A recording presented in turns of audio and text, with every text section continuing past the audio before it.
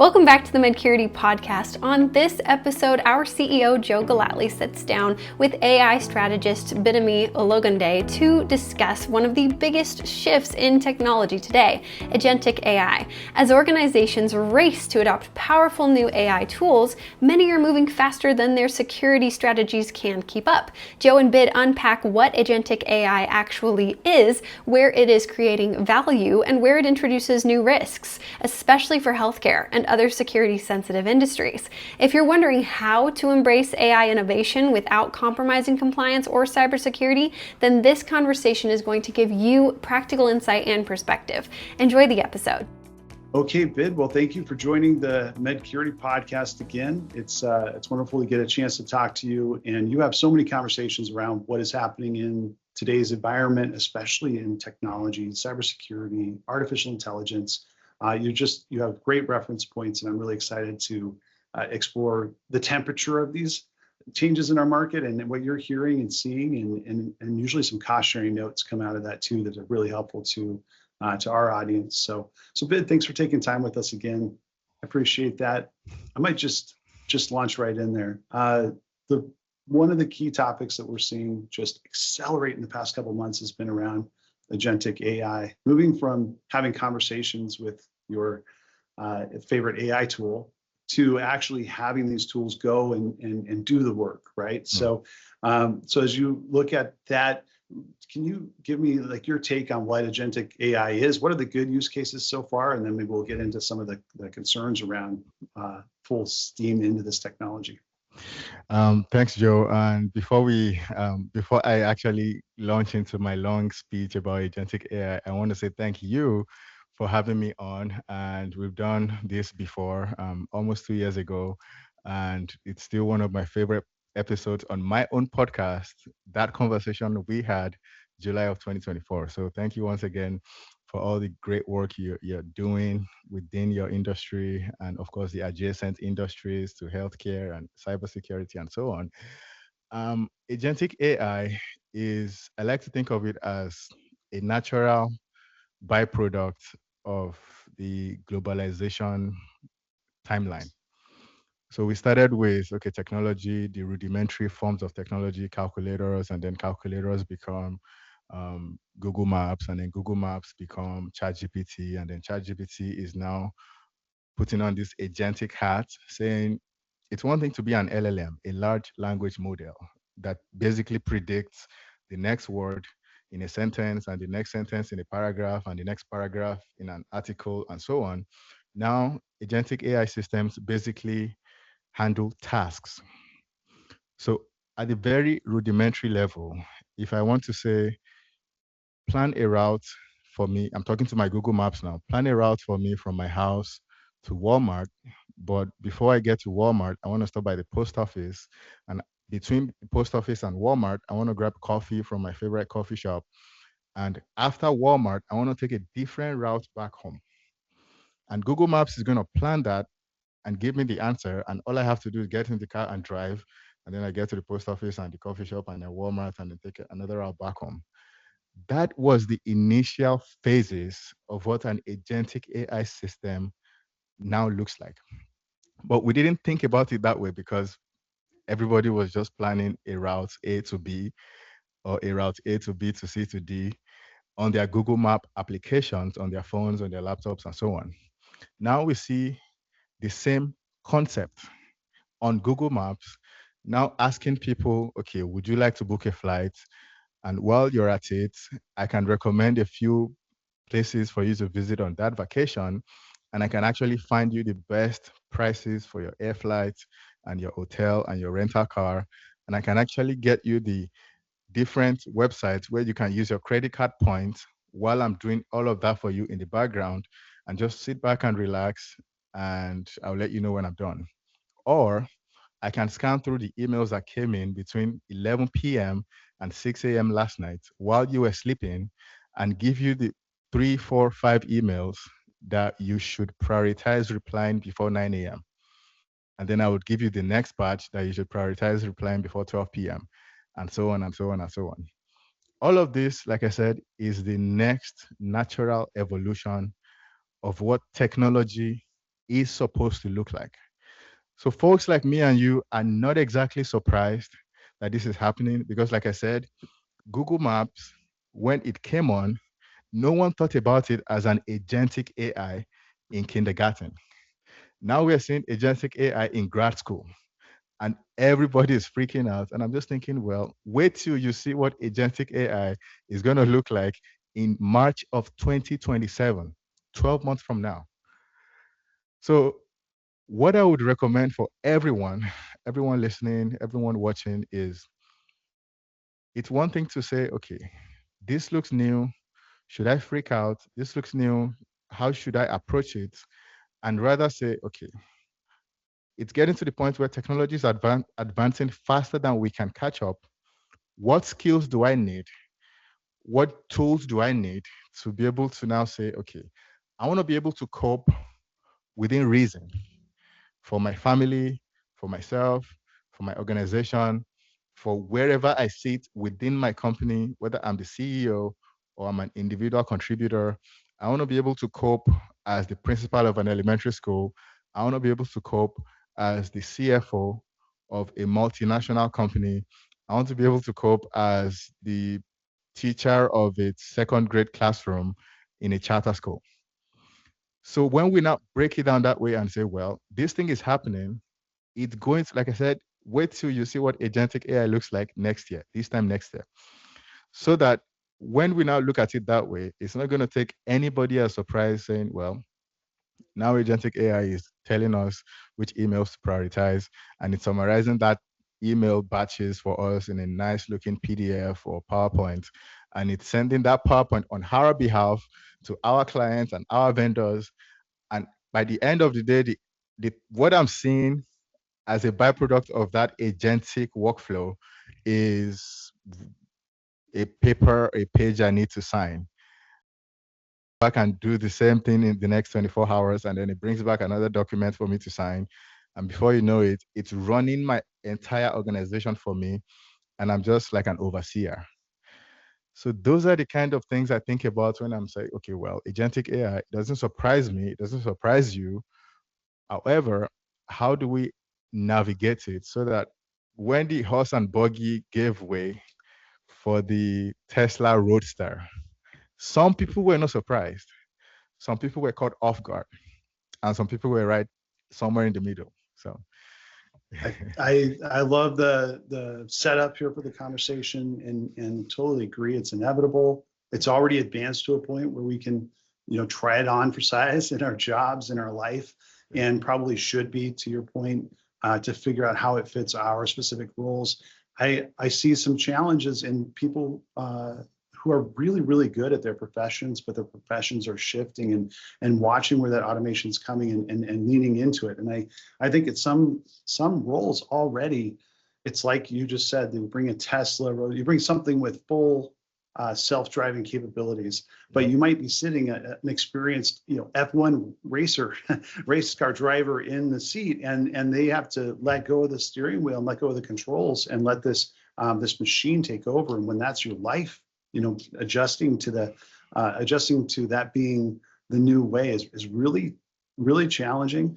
It's this big shift, and I think a lot of roles will just be supported by it. But one thing I would note is that as you start to use it, there's places where it'll let you down, but once it works well for you, there's no going back. It's not like, okay, every now and then I'll use this to execute this task that's manual. Once you've taken a manual task out of your life, you don't miss it. Yep. Right.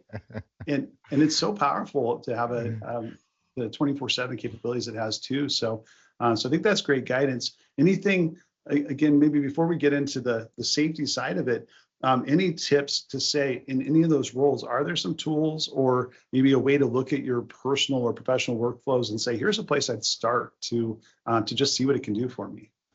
Yeah. So the way I like to look at this is also something that is a mundane skill can be easily automated. And what I mean by that is think about every 16-year-old learning how to drive. Initially, they are so self-conscious about what their feet is doing, on which pedal their feet is pressing, that they are hardly able to focus on the road. However, the 16-year-old now becomes a 25-year-old. They've been driving for 9, 10 years. Now they don't even think about what feet is pressing what pedal. And they just jump on the highway at 2 a.m. after a night of clubbing, and they somehow manage to get home safe. Same thing with every other skill that is easily automatable. Those are skills that invariably they are like mundane skills. So like your ability to learn 2 + 2 + 3. For a first grader, that is hard work. And they're counting with their fingers and they're doing the number lines and they're missing simple addition. But guess what? After a while, that addition skill becomes mundane. So bringing that to workflows, everyone in their role, whether you are new to the role or you've been doing it for a while, you can tell what skills are now mundane. Is it working on a spreadsheet? Is it working on Photoshop? Is it even calling vendors?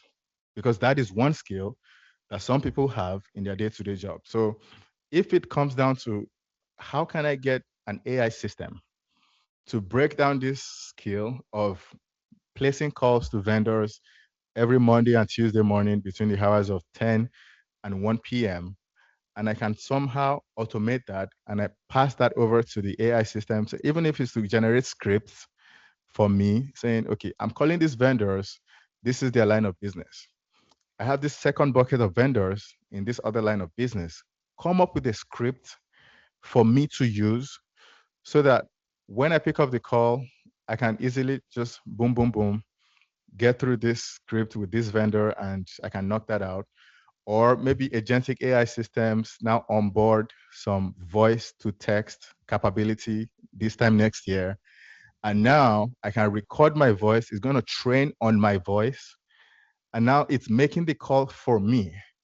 At the start of the call, there is a simple one-line statement saying, this call is actually not from Bid, but Bid's agentic AI system, so that they know that they're not talking to me, but the conversation is still organic enough because I've made the call so many weeks for so many years. And that's just one skill I can automate. So now I'm focusing on generating new leads with new vendors, with new clients and customers. And then the existing ones, we have our weekly calls, but it's with my agentic voice assistant.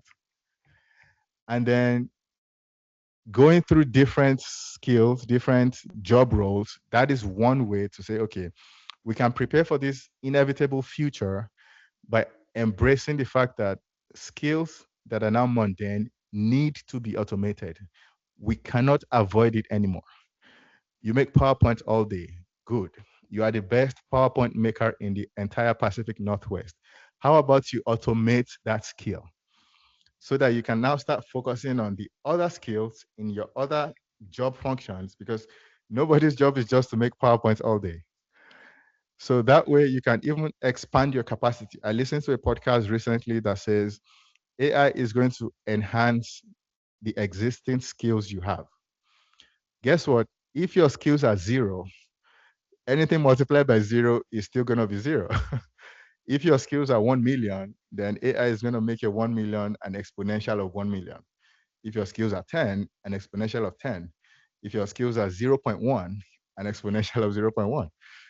So automating mundane skills, that's one of the things I start to now think about. Of course, there is so many more opportunities that will arrive as we navigate this thing collectively, but that's just one example I like to use. And well, a skill that is mundane enough that I don't think twice on a Monday morning should now be automated or passed over to AI to make it more efficient.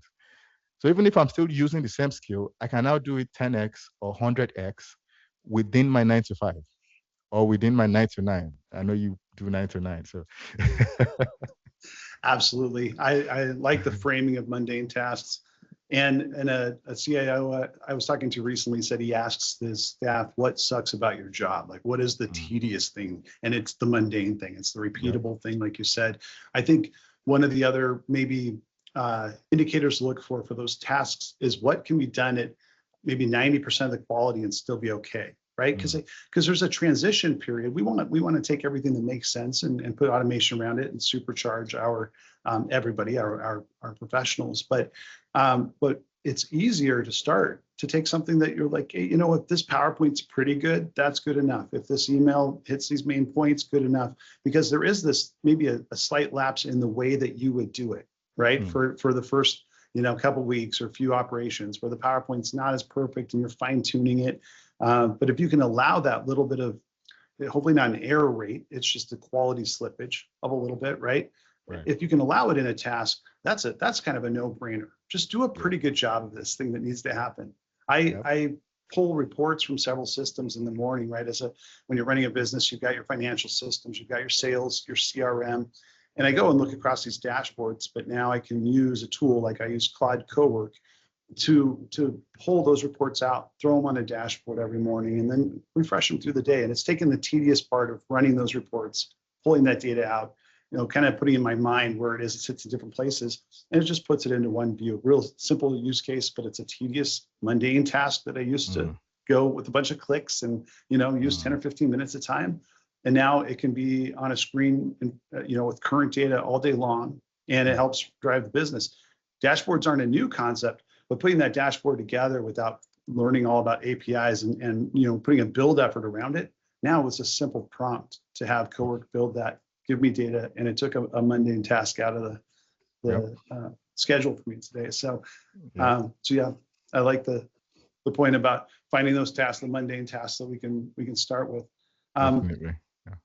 Yeah. So now as people just move headlong into creating these types of first off, the tasks within known systems, but maybe even new systems, or trying out agents that are a little bit more frontier. And I'll say maybe like OpenClaw, right? The guardrails don't come with OpenClaw as much, and you can do a lot of things.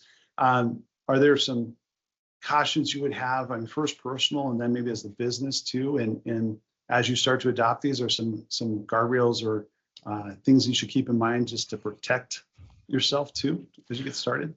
Yes. So as with any technology, there is opportunities for mistakes.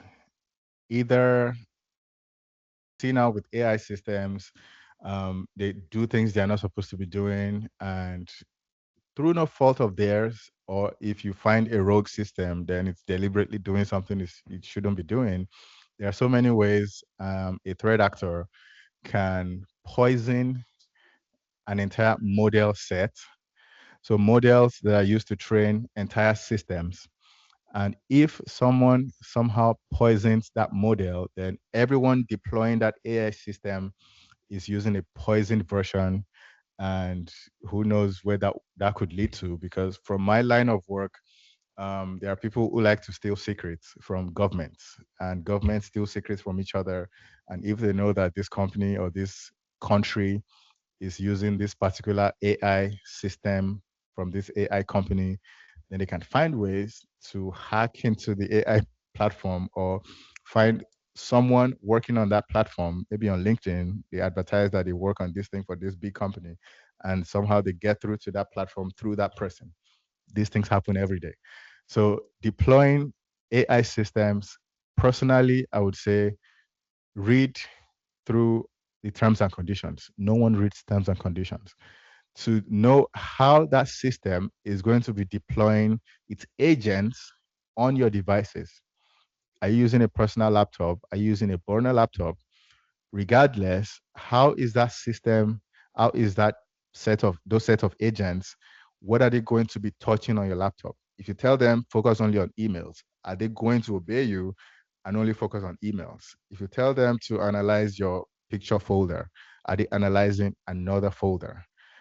Maybe because you're working on something for Photoshop and you say, okay, these folders are the things you should work on. How sure are you they are not working on other folders or just browsing around on your device? And to extrapolate that to companies, some companies issue computers to their employees, fine. Some companies allow their employees to bring their own personal devices to work on their network, and that exposes the company to different risks sets. So someone is running an agentic AI system on their personal device.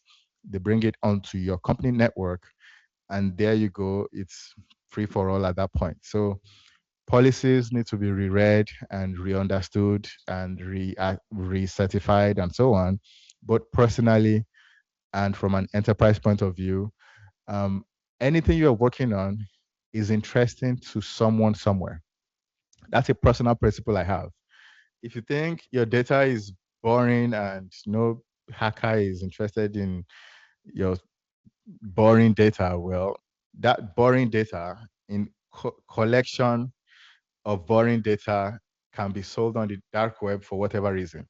And next thing you know, someone is opening credit cards in your name, and you probably will never know about it because you thought your data was boring and someone somehow scraped everything together and sold it to someone. So privacy is one of the things I would say, well, AI systems are now, the natural evolution is happening faster than the security of the systems are being considered, because everybody can name 2, 3 AI companies off the top of their head. Guess what? Those companies are competing with each other. So the other day, when one of the companies released a video generator tool, it forced the other competitor to quickly release theirs. Oh, so you guys had this the whole time. Well, we were working on it, but then this other company released theirs, so now we have to release ours so that we don't get left behind. Well, guess what? The security of those two video systems became an afterthought because one person just cornered a big portion of the market, and they didn't want to be left behind. So that is going to be the cat and mouse game, the whack-a-mole that would define this agentic AI era, which would make security an afterthought.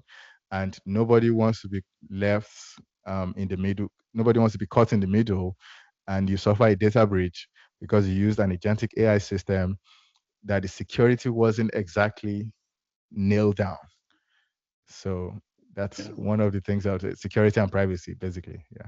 Absolutely. We had a pretty early on an example of this. It's probably been almost maybe 2 years, but where the Disney employee had downloaded a AI application for making art, right? Right. And was eventually it led to over a terabyte of information being exfiltrated of all these Disney, secrets, and turned out to be somebody in California, the bad actor, and they posed as a Russian, gang and said, "We pay us for this," but they were actually just somebody in California that eventually was arrested. But that's that moving too fast, maybe with these tools, especially on your company equipment. In general, yes, we want to be careful, but even more so when we have access to information, like you said, any information can be eventually something we should worry about protecting. But as an employee, you carry some responsibility when you have an account and you have a laptop or a computer. And this probably isn't, we're not yet at a safe place where we have vetted tools only out there. We have a lot of just rapidly developed AI tools, I think even coming out of very legitimate sounding companies, but are not, security is an afterthought. Because now you can build, if you can, used to be, take a year to build a platform, take a few months on security. If you can build the platform in a couple of weeks, the 3 months on security seems like an eternity. You're going to try to cut the corners on that too. It's just what's happening in the market. I think another angle on this is how these technologies can be used against us. Like we're talking about deploying them carefully and intelligently and cautiously. But an interesting story, maybe probably saw this from last week, but where an individual in North Carolina was using AI to create songs. So created a couple 100,000 songs, and then uploaded those to at least to Spotify, potentially other streaming platforms, and then created bots to listen to those songs. To drive up the numbers. He gets paid on streams, right? So he got about 8 million in revenue before he got caught, and then he pled guilty in that case. But all the details are coming out in the last few days. So using these creation tools, but also effectively agents to go listen to them. And it took a model that's worked for a long time. It's a revenue model that works for Spotify, revenue sharing with the artists. It's a good model. But I think a lot of our models, we have to look at that and say, are these new technologies also, potentially going to have impact on how we engage with our customers and how we do business. Can it be exploited in a way it couldn't be exploited before? So you want to talk about the threats of AI being used against us? Yeah. What do you think that looks like right now? Yeah, you Let's make mentioned us how. paranoid. Yeah, exactly. You mentioned how AI bots were used to game the system, and the person got caught, and that got me thinking: how many cases went under the radar because the hacker was, enterprising enough to say, "Let me not do this in a loud way. Let me just do a low and slow, and I get 200 streams here and 500 streams there, and it just goes, under the radar, and then they're not greedy, and that just happens. And then so many different in the competitive market, there are people. We know how my wife goes to read reviews on Google Maps, and I'm thinking, you like to read reviews before you can select a restaurant or a store and so on. And I'm like, do you know who's writing these reviews on Amazon, on Yelp, and so on? And she's like, well, they have to be real people. I'm like, ding, ding, ding, ding, ding. No, no, no, no, no, no.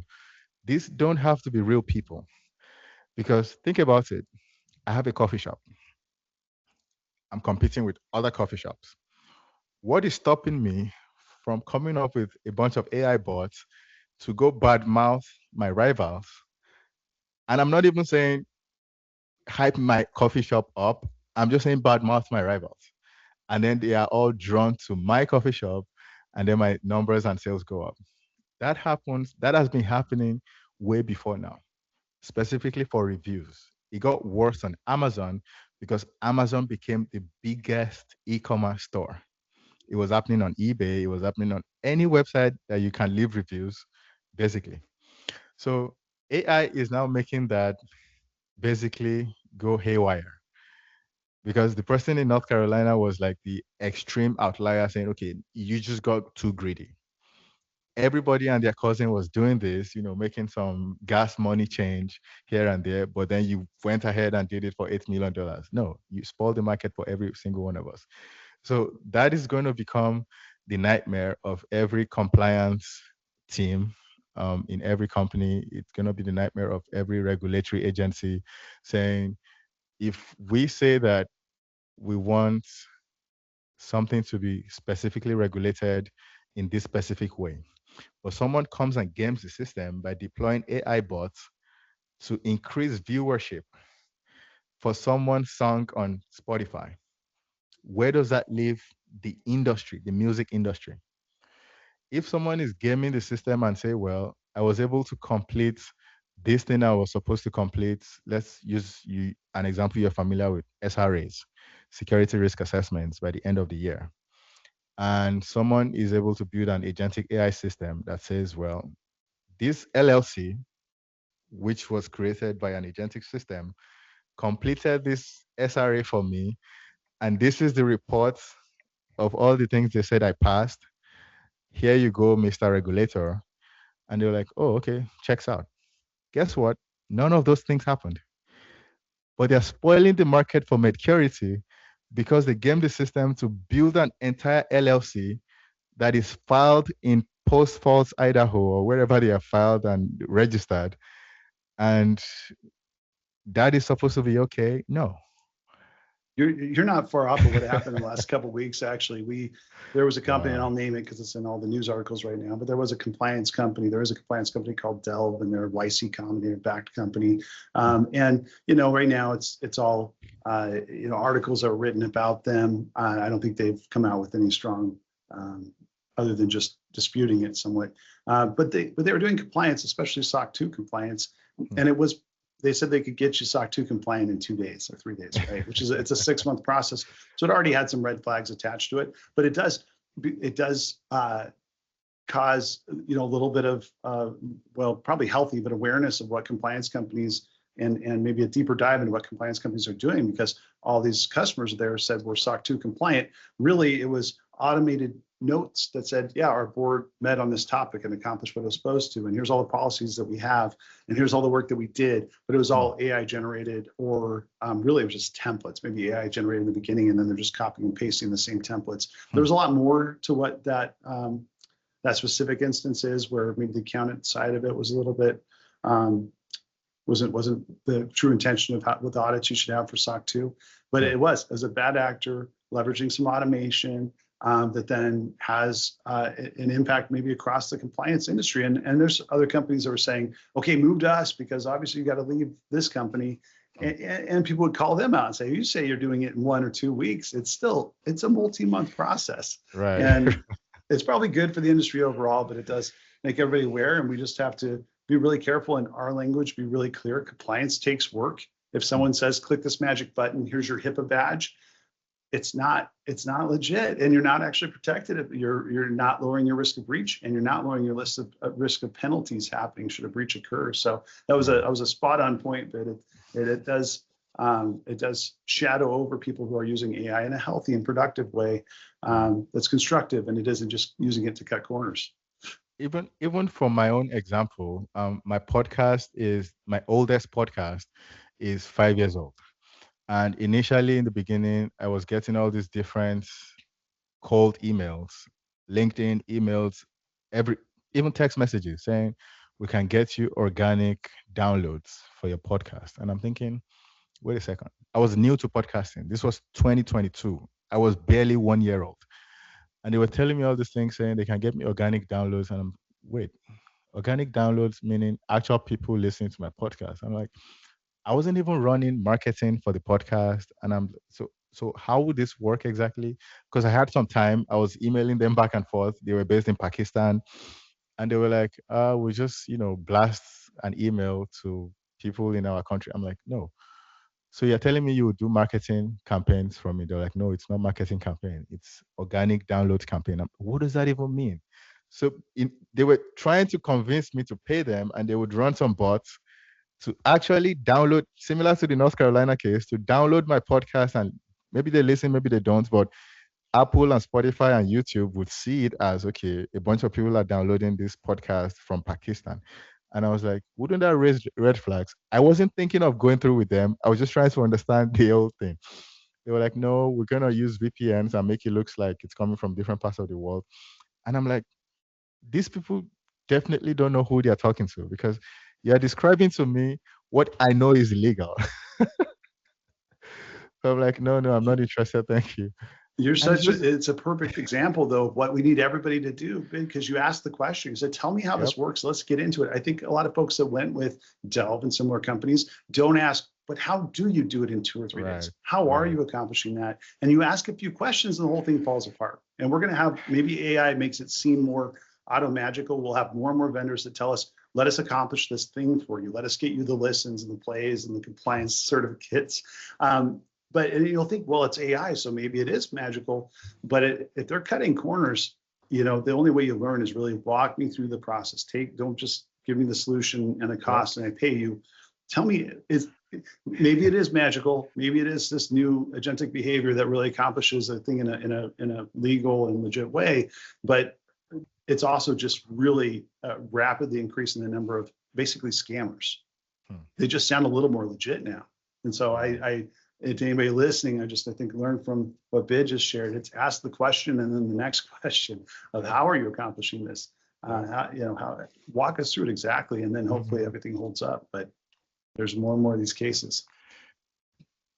Yeah. So we're seeing it also, of course, on the cybersecurity side, where it's beyond just the really intelligent sounding phishing emails. And last time we talked about how the phishing emails have sure leveled up and become more deceptive. They're getting more spear phishing behavior at scale. And any group I speak to of healthcare leaders, they're getting more and more of these emails that are just finely tuned to their organization, referencing something that was posted on LinkedIn or whatever. That used to be this tedious process, but now we have. It's on the sales side of things too. So scammers and salespeople can write very targeted, very specific, and sounding like you really researched this entity into emails that are trying to get an action out of them. We're seeing that at scale, and we're also seeing the start of more voice training and voice impersonations to get an action. So calling, and we've heard a lot of the sad stories where grandparents are called by their grandkids saying, "Hey, I'm in a prison in Mexico. I need you to wire me some money." But that's starting to be used more against corporate entities as well, because you can get people's voices right on podcasts like this. You can train a model that's incredibly believable. So a couple examples of threats. Are you seeing those? Are they still just mostly paranoia and maybe coming someday, or do you think it's here now and something to be aware of? It's actually something I've been witnessing personally. So I did every now and then a new model comes out and I plug my name in, ChatGPT and all the other models to give me back what that model knows about me. Because that's the best way. Yeah, that's the best way I can know, okay, how good is this model? Because I know what's about me on the internet. If I tell it to tell me something about the governor of Florida, well, I don't know where you're getting your knowledge from. I cannot exactly fact check you, but I can fact check what you know about me.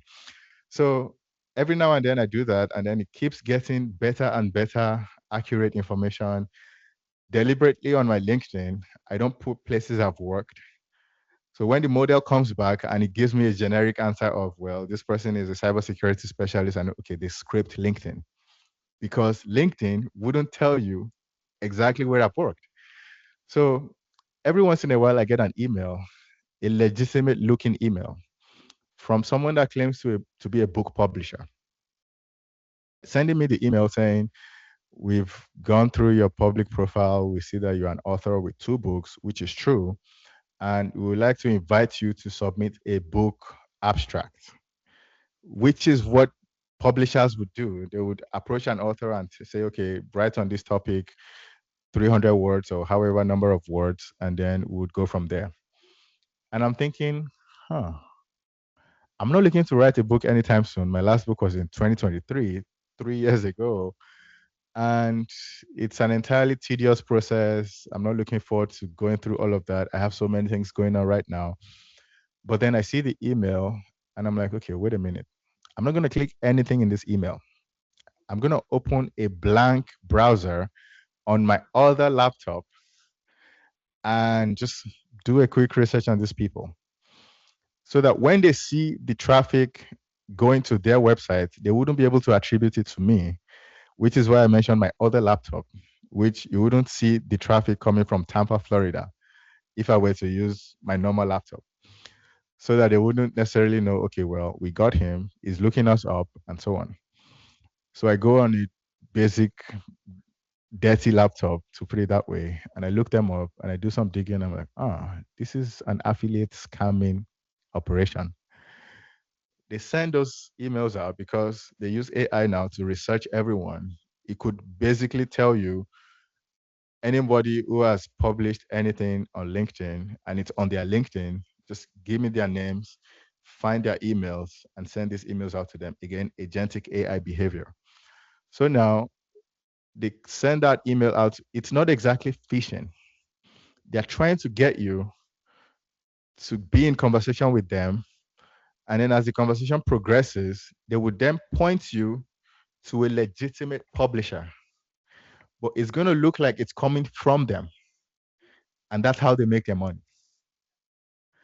So they're not getting you to click on anything shady. They're actually interested in you writing your next book, but they are serving as the middleman between you and the actual publisher by pretending to be a publisher. And they know that you're likely going to reply that email because their agentic systems did all the heavy lifting between 5 a.m. and 7 a.m. And then when they woke up, they saw your email and they saw that the agentic system has sent you an email, and then you are more likely to reply the email because it's a spear phishing email. But a spear phishing email that is not going to download a malware onto your laptop. It's not going to make you click on something that would make your computer slower than normal. It's not going to steal your pictures. It's not going to steal your emails.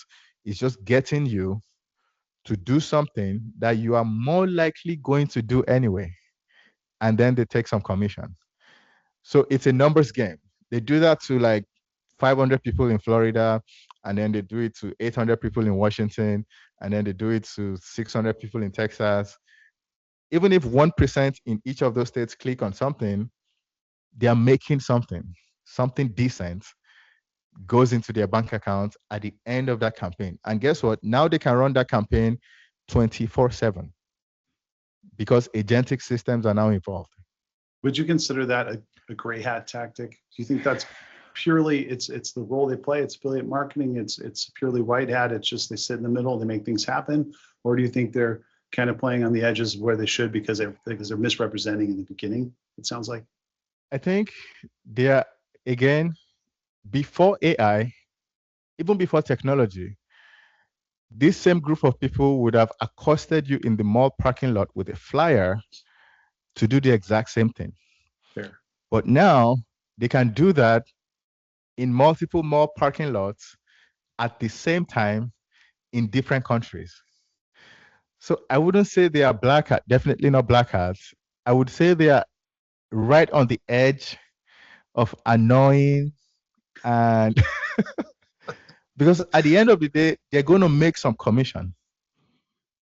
Whether the person, the victim, in quotes, likes it or not, the person is not parting with their money. At the end of the day, the person is going to get in conversation with an actual publisher. But how they got there was through these mall parking lot guys running agentic systems. So we have annoyance at scale now, thanks to AI. Yep. That's super interesting. There's so many incredible use cases, both new companies, new ways of doing your job, new ways of living, of managing your life, and probably the best place is to just be experimenting. And I'll share like really quickly on Cowork. For me, Cowork has been the most accessible, and I guess I'd mention that to everyone. If you have a cloud subscription, $20 a month, and you have a computer that supports it, they have an application that gives you cloud code. But Cloud Cowork is a great way to see agents in play without any of the setup that comes along with some of the other tools out there. So Cowork, you can just say, have my Chrome browser and go, right? So when we talk about this is going to sound, like a hack, but one of the interesting things for us is I wanted to build up our Wikipedia presence, but it takes building up some reputation with the editors, right? You got to show that you're a serious editor and that you're helping and contribute to the Wikipedia space. So I hope they're not listening. But what I did is I turned my Cowork agent onto Wikipedia and said, hey, build up the reputation of my account by doing good deeds. That's kind of how Wikipedia works, right? So it found article after article in my space, in the healthcare security privacy space, that with inaccuracies or missing references where there need to be references, and it just corrected it. And it would just work. I'd check in on it every day, but it just worked for a couple of weeks and not nonstop. I didn't burn a ton of tokens, but it would make really important improvements to that ecosystem. And then it started having messages with some of the editors who said, thanks for doing that. Can you look at this article too? Then we got to the point where we wanted to actually accomplish something and have our company mentioned in a positive way in one of the articles where it made sense, but there's a lot of suspicion of commercial interest. So I have my conflict of interest statements up to date. So it's legitimate, but it would have taken a lot of manual, tedious work to build up that reputation where you're trusted, and then say, now take me serious when I say that Medcurity should be mentioned in this way. And the editor said, no problem, great, because we had built up that reputation. But I never looked at Wikipedia. I never logged in. I logged in for the Cowork agent, but then I never touched it. And over weeks, it did amazing work. It improved that ecosystem for them, and then also got us our goal of getting some good exposure from that. That's a really positive way. It took something tedious that it did that, and I think we mentioned mundane and tedious tasks. I think another way to look at the agents is what's something that you can give it a goal. I've had great success from saying, help this website get to page 1 of Google's results, or get this Wikipedia mentioned, and it can be incredibly creative in accomplishing that goal. And in fact, I found better results if I don't tell it exactly how to do something. I just say, this is a goal we have, help us, automate this or systemize this or give us a dashboard. But I don't give it a lot of details. And that first pass, it figures out things I might not have thought of as it just, bangs its head against the obstacle through the day. And I'll check in on it occasionally, and it accomplishes great things. So that would be just. I think that's actually one of the goals when these systems were being built, to serve as the ultimate assistant. Because it's one thing to tell your assistant, okay, go do this thing, in this way: A, B, B1, B2, B3, C, D, E, F. And then the assistant is just going to follow your orders. Well, guess what? Your assistant is supposed to be able to think and give you perspective and give you feedback. And maybe the saying that goes two heads are better than one is right for a reason. You and your assistant should produce an output that is better than you alone or your assistant alone.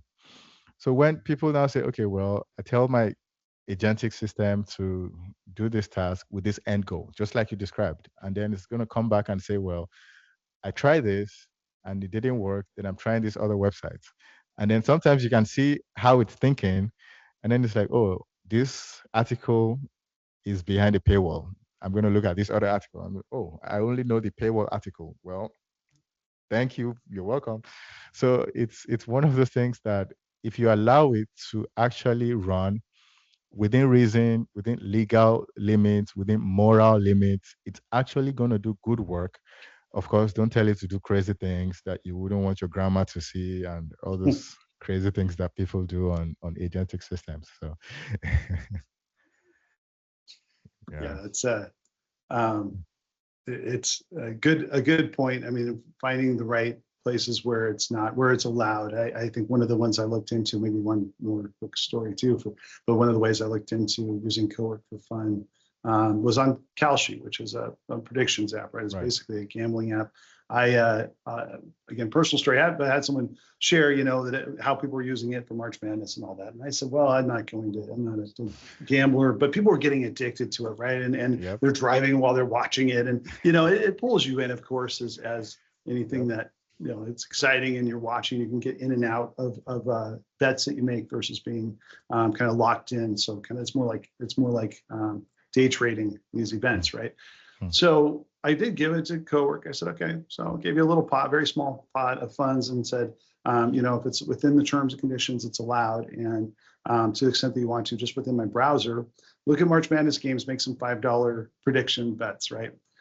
And it's very amusing to me because I've been using Cowork quite a bit at this point, and it's a least personality driven LLM to me. So ChatGPT develops some personality that matches you, and they have a way of talking that kind of develops along the way you engage with it. Claude for me is very matter of fact. It's nice. It's positive. It says, okay, let me figure this out. Okay, we figured it out. Let me try this. Okay, we'll try this. That's all I've ever gotten from it with daily usage, and probably close to 24/7, more than I should. It only sleeps it doesn't even sleep when I sleep, actually. But so I turned it on to Kalshi. I said, get into March Madness, find a few games that you want, maybe some long shots, and do what you want with it. Gave it the goal, go make some bets. That task did not stop running because it got so excited. And I opened it up and there was fire emojis and basketball emojis, and it said, Joe, we're ahead, or Joe, we're behind, hang in there, he's shooting a free throw now. When it couldn't get updates on the game from Kalshi, it went and opened its own ESPN and Fox Sports browser windows to just watch the score because it was so excited. This is it's entertaining. It's again, I think everything we've talked about with agents, there's the cautionary element, there's the opportunity. A little bit of this is just the interest of watching these things in the most limited way, but kind of come to life and see how they're going to respond to things. And I saw just an interesting, unique behavior come out of my Cowork agent when it had the opportunity to bet $5 on some March Madness games. It got so excited about basketball. I didn't see anything like that before. So anyway, we're still learning, right? Where to deploy it. That's kind of a silly way, but the more I use it for functional work tasks, the more I think, to your point at the beginning, the way that Agentic is evolving, it's absolutely the future. Yep. We'll get spoiled quickly with it, and definitely we want to lead the way into it. Maybe close to final words, but to challenge everyone out there on how to think about this technology and the right balance of watching and being paranoid versus just jumping in. So I feel like there's still so much that needs to be done from a regulatory standpoint. And with all new technology, that's to be expected. A good example is when the seat belt in the car was introduced. A lot of people don't realize that when cars were manufactured, seat belts didn't come with cars. It came years down the road because there was no reason to drive fast. The cars back then were not faster than a horse, definitely. But then the seat belts were like, okay, if you're going to be driving faster than 50 miles per hour, then you need something to, protect you if you get into an accident. So seat belts were introduced, but guess what? Nobody wanted to use seat belts. There was pushback and saying, well, this is crazy. We don't need it. You're just using it to make some money. Da da da da. Guess what? Now we get into a car and it's like muscle memory. You put on a seatbelt. It's one of the first things you teach your child once they start to use a booster seat. So now the regulatory angle to these AI systems in form of the literal and figurative seatbelts are being introduced. It's going to take a while. I want to say it's going to take years to have those embedded security systems that would say, okay, kids under the age of 21 shouldn't have ChatGPT accounts. That is not happening right now. That should happen right now, but it's going to take a while before we get there. So, thinking along those lines, it's going to come down to individuals to police themselves. Because you can tell the school district to ban ChatGPT on the school issued iPads. But guess what? Kids these days would find a way around it, guaranteed. You tell the kids in your house that no Instagram after 8 p.m., no Facebook after 8 p.m. Good luck with that. So it's going to take a lot of work, a lot of heavy lifting from an individual perspective, not to mention a company monitoring everything every employee is doing on every AI platform. There are employees right now who are deploying agentic AI systems to do their work for them, and the companies have no idea because there are ways to get around it now because there is no guardrails, basically. Some people don't even need to deploy it on their work computer, and they somehow manage to get agentic AI systems to do their work for them. Maybe they call their Zoom, and the agentic AI is on the other Zoom on the personal laptop, and the work laptop is on the other Zoom, and then somehow the connection is happening there. I'm not putting ideas in anyone's head. I'm just hypothetically speaking. So maybe that doesn't happen. Maybe that's not, but just thinking out loud, there will be a backdoor somewhere for someone who is focused on getting that to happen. So it's one of the things that I would say, well, I, if I put my CEO hat on for that for a moment, I'd say it's an extremely important and realistic note to say when you start to use agents for a lot of your job, if you're doing it behind the scenes secretly, that proof of concept is going to come to light, whether it's the fact that you did it or someone at the other company says, look what we can do. If you can replace a large amount of your job with agentic behaviors, your job is at risk. So you're immensely more valuable in almost any company if you do that publicly alongside leadership in line with the policies and you say, look, I did this, what can I do next? Now I can do these other things, right? That's the way to stay ahead of this, as a little bit of building some career advice onto what you're saying, is recognize the ability to do it. Don't just say, I won't do this because it's wrong. Actually bring those things forward and say, look, I can be a 10x employee for you now. Actually, I can go to other departments and help them with their workflows and help each one of your employees be 3 times, 4 times as productive. So if you've got the skill set and the know-how or the interest, the curiosity, like to go do some agentic type things as you're describing, Bid. If you're an employee, you have those skill sets, put it to use. Just do it in line with your policies. Do it with full visibility for your leadership to see what you're doing. And trust me, the value of you as an employee will skyrocket. If you do it quietly, it's coming quickly. They're going to do it, and you're going to be quietly dismissed. So be the one bringing those things in publicly. Be the hero. Help lead the way in it. Don't do it behind the scenes, and get away with it, because that time is coming to an end. Somebody else will automate it, and you'll be out. So just building on your point, I think it's an excellent point. It's very realistic right now. Yep. Thank you. Yeah, just like rental car companies are way ahead of the game by saying we're not going to rent to anyone younger than 25. We're going to make it more expensive because we don't want to discriminate. They can drive, but the statistics show that people under the age of 25 are more likely to get into a car crash. We don't want to be embroiled in lawsuits. We don't want to lose cars in our fleet. because someone under the age of 25 rented our car and they got into an accident. If we make it expensive, then they are more likely to drive carefully because now they have $500 on the line if they bring this car back with one scratch on the right rear wheel well or something. So that's one thing companies would probably start to do now, saying we're an AI platform. We don't want to have to deal with lawsuits from a parent of a teenager who used this app and got into trouble. Maybe the initial stages of that is this age gating that is starting to happen in Australia, in India, saying social media platforms, if you're under the age of 16, you cannot use it in this country, not the US, but in Australia and other countries. So maybe if that is successful, then they can deploy that on AI apps so that if a 16-year-old managed to get a phone and they want to download ChatGPT, it's going to say, well, you cannot exactly use that app because you're not of age. That is one guardrail that should happen. But I'm happy to say that it's already happening now for social media platforms.